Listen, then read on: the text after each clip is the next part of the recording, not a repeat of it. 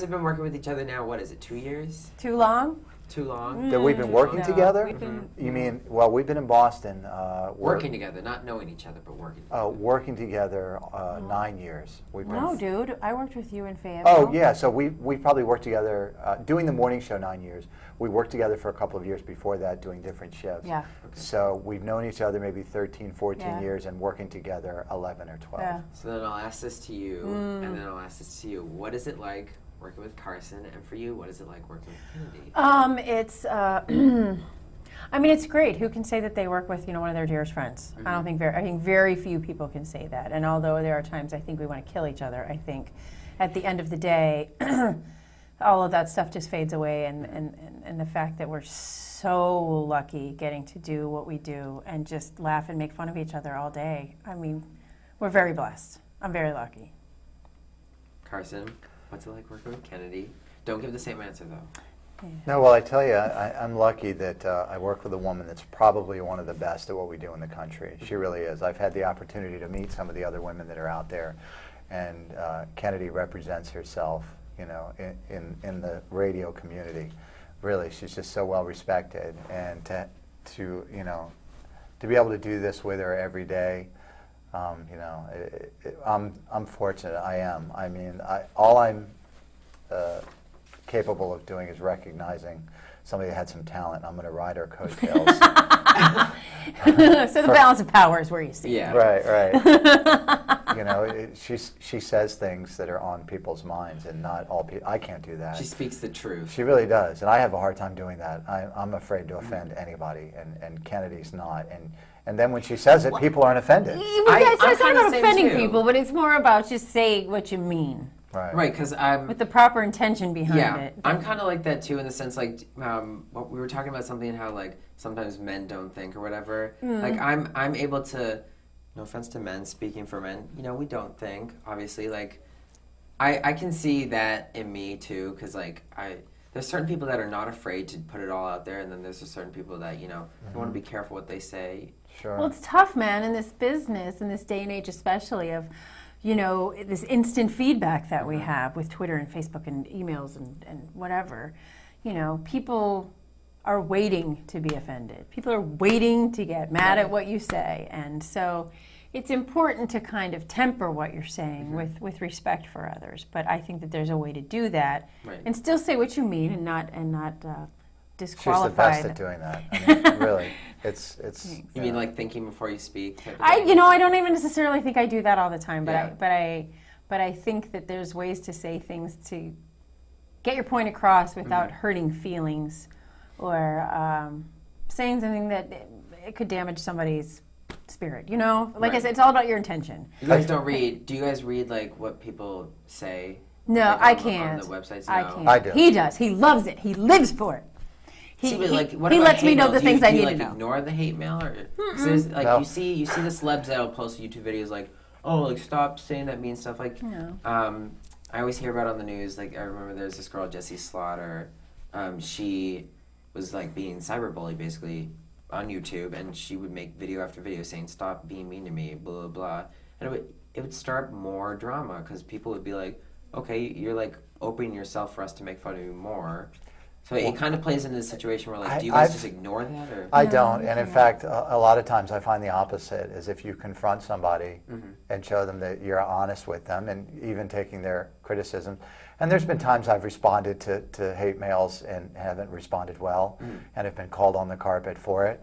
But a perfect example, this just happened last week. A guy wrote us an email about a segment on the show called War the Roses. I was just about to get into that. Well, Perfect. Funny you should ask. And, Can you explain that first, actually? Yeah, before? for those that haven't heard the segment before, War the Roses is what we do is Kennedy pretends to be from a cell phone provider. You're a and good actress, might I just add. I was a theater major. I should hope so. My father can't spent a do lot of that. money. And the idea is that we're trying to find out if somebody is cheating on their, whoever they're with, their husband, their wife, their girlfriend, boyfriend, whatever it may be.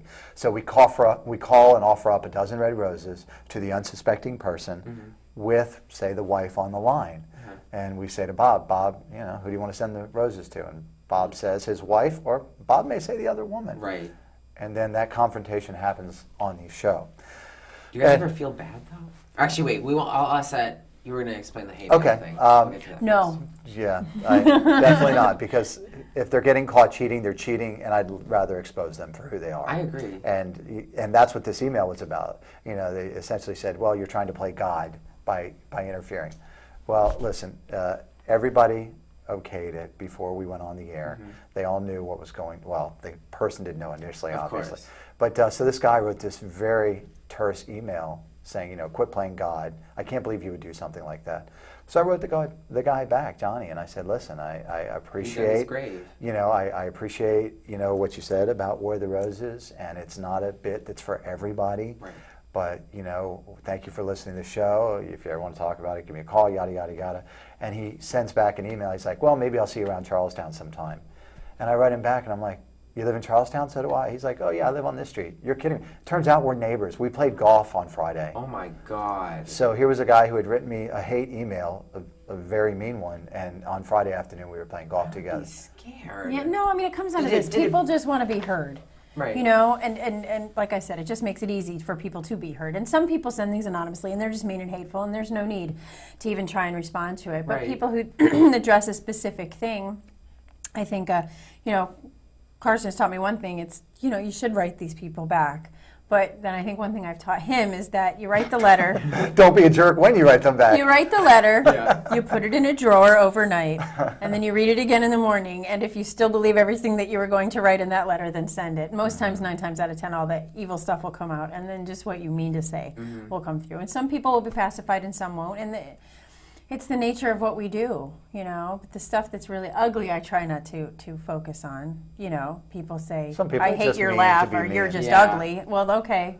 I'm sorry you feel that way. That's the stuff I you gotta can't really ignore. fix that. Yeah. Yeah. Well, I mean, there's plastic surgery. Well, maybe in a few years. But what I mean to say is, you know, they just want to be heard, and so why not hear them? Right. Well, also the other thing is, like, I agree with you guys completely on the whole fact that they've done the dirty deed, or the dirty deed. Oh, yeah. They've done They're dirty. the bad thing. They've dug their grave. So, like, I feel like instead of making the woman suffer who's, like, questioning it, like, thinking, like, oh, you know. Oh, the War of the Roses it's- you're talking about? Yeah. I see. If my husband, or like you said, girlfriend, boyfriend, wife, whatever, if they're cheating on me, you know, I want to find out the truth. Listen, the idea of War of the Roses is not a new idea. There was a TV show called Cheaters. NBC went and put up cameras inside of houses to catch pedophiles. This is nothing new. These types of things have been happening on television and on radio for years. Yeah. This is just our spin on it. Right. And it's and it hasn't been on the air that long here. This is something that Kennedy and I have been doing on our show for a number of years. And we didn't do it when we first got to Boston. We started maybe about a year ago, year and a half ago. And it's become one of the most listened to features on radio, period. You know, Can't Be Kennedy, It obviously. stops people. Well, Can't Be Kennedy is obviously, We like to be voyeurs. We like to peek in and see the dirty underbelly.